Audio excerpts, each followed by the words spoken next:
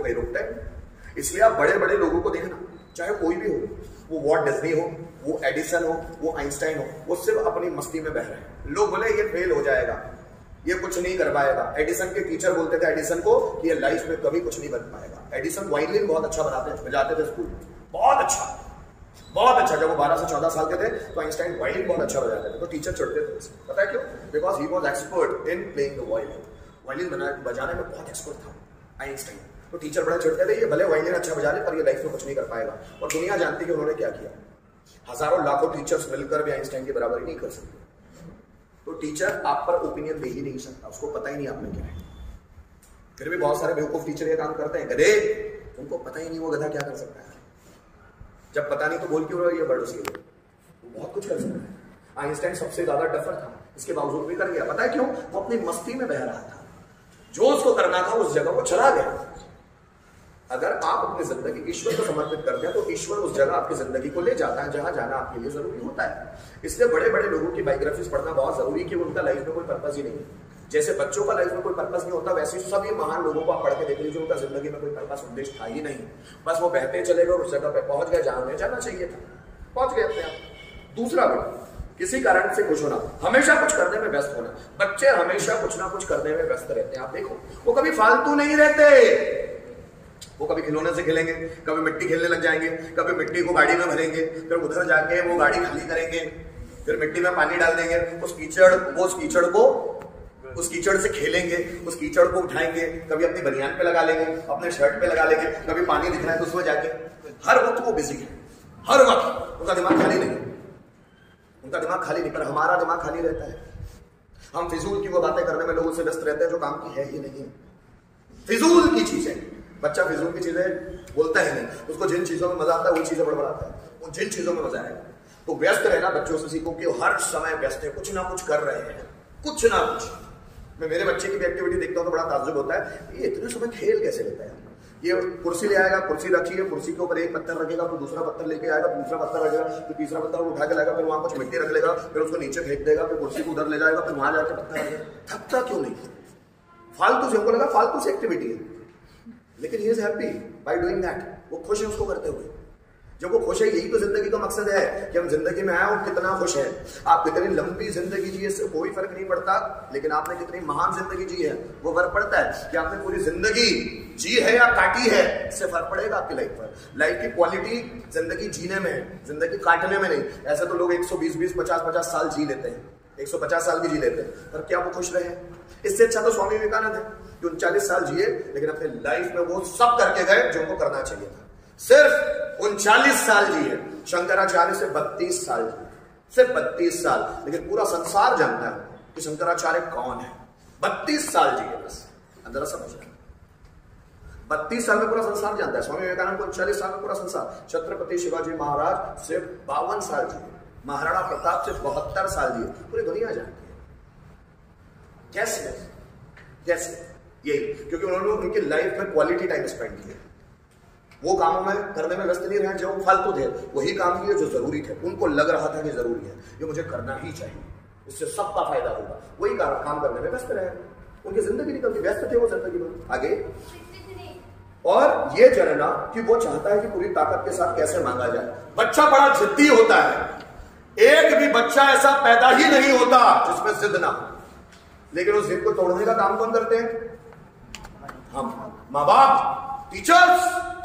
वो काम तोड़ने का, उनके जिद ही तोड़ना होता है। बच्चा बहुत जिद्दी होता है, जिद मत कर, चुपचाप यहाँ बैठ। हम उनके अंदर की जिद मार रहे हैं, याद रखना, बहुत पाप कर रहे हैं।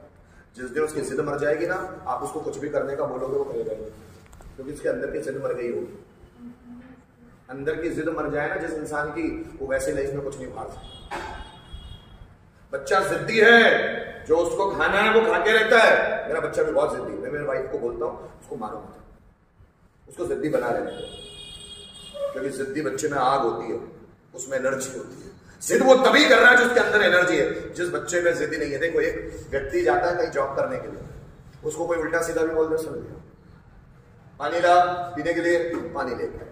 अब इसमें कोई जिद्दी नहीं बची, इसका कोई आत्मसम्मान ही नहीं बचा, मर गया, डेड बॉडी है। और ऐसे लोग शायद आपको पसंद भी आते हो, किसी ने कुछ बोला कर लिया, अरे हमारा बच्चा तो हमारी बहुत सुनता है। सुनता है मतलब वो जिंदगी भर लोगों की सुनेगा, समझ लो। बच्चा सुनता नहीं है आपकी, वो किसी की नहीं सुनेगा। रॉकी KGF किसी को सुनता है? नहीं। बचपन की जिद बड़े बन तक शायद कायम रहे, वो किसी की नहीं सुनेगा, किसी की नहीं सुनेगा। जब बच्चे की जिद मौजूद होती है और आगे उसके पढ़ाई से संबंधित काम करने दो, वो पढ़ाई में भी झंडे गाड़ देगा। पास होना है मतलब पास होना है, जिद है उसकी। 1 साल में IAS निकालूंगा मैं, जिद है किसी तो निकाल लेते हैं सब। जिद बड़े पन तक अगर कायम रह गई ना, तो बंदा झंडे गाड़ देगा। पर उसकी जिद हम रहने ही नहीं देते। हमको लगता है अगर बच्चा जिद्दी है तो खराब हो गया है। ये अधिकतर माँ बाप सोचते हैं कि बच्चा अगर जिद्दी है तो खराब है। जिद बहुत बड़ा गुण है। बड़ेपन में बहुत कम लोगों की जिद बची रह पाती है।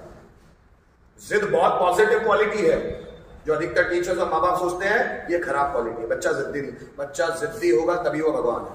जिद्दी कि साले तूने मेरी वाइफ को उठा के ले गया, तेरी लंका में आऊंगा, खत्म कर दूंगा साले तेरे को।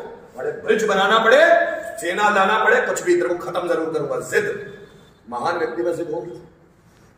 अगर कृष्ण जा रहे नरकासुर में, नरकासुर के राज्य में, सेना लेकर नहीं जा रहे, अपने से वाइफ को सत्यभामा को लेकर जा रहे, हम दोनों जाएंगे, खत्म करके आएंगे इस साल। उनके घर जाते हैं, उनसे मित्रता करते हैं, पूरा मुआयना लेते हैं राज्य का, नरकासुर को खत्म, उसकी जगह उसके बेटे को बिठा के आते हैं। जिद खत्म करके ही आऊंगा। जिद होती है, फिर किसी की जरूरत नहीं पड़ती किसी और की। जो व्यक्ति जिद्दी है वो कुछ भी करेगा। भगत सिंह की जिद क्यों नहीं टूटती? आप देखो, छत्रपति शिवाजी महाराज की जिद क्यों नहीं टूटती? महाराणा प्रताप की जिद क्यों नहीं टूटती? जिद अच्छी है, खराब नहीं। जिस व्यक्ति में जिद है वो तो आगे जाएगा ही। इसलिए बच्चे अगर जिद्दी है ना, तो ईश्वर को बोले thank you so much. Hanuman ji की जिद देखो, सूर्य 15 करोड़ किलोमीटर दूर है पृथ्वी से। सूर्य की दूरी कितनी है? 15 करोड़ किलोमीटर। चांद कितना है पृथ्वी से दूर? 2,32,000 किलोमीटर। चांद पृथ्वी से कितना दूर है? 2,32,000 किलोमीटर। सूर्य कितना है? 15 करोड़ किलोमीटर दूर। उस सूर्य को खाऊंगा मैं। चले हनुमान जी, यही जिद है, फल है वो तो मैं तो खाऊंगा। जिद, जो व्यक्ति जिद्दी है वो कुछ भी करेगा। इम्पॉसिबल काम करता है, इम्पॉसिबल, इम्पॉसिबल। ये पूरा मुंबई मेरा होगा। अब किसी व्यक्ति ने जिद कर लिया तो उसको आएगा, ये पूरे भारत से मुगल हटा के रहूंगा मैं।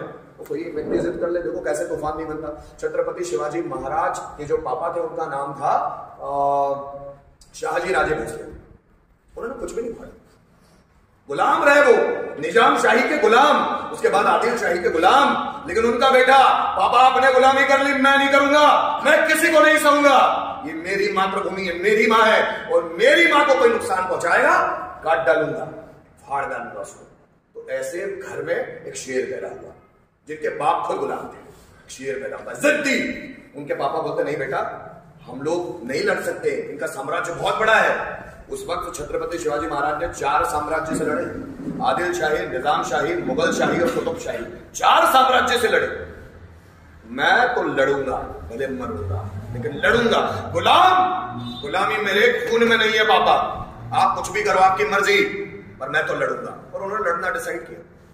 और आज पूरा भारत जानता है, पूरा भारत जो लड़ने के लिए तैयार है वही कल का सुपरस्टार है। याद रखना मेरी बात। और बच्चे में ये जिद है, इसलिए उनके जिद को तोड़ना नहीं है। बड़ों को उनसे सीखना है, खुश कैसे रहना है, बिजी कैसे रहना है, और जिद्दी कैसे बने रहना है।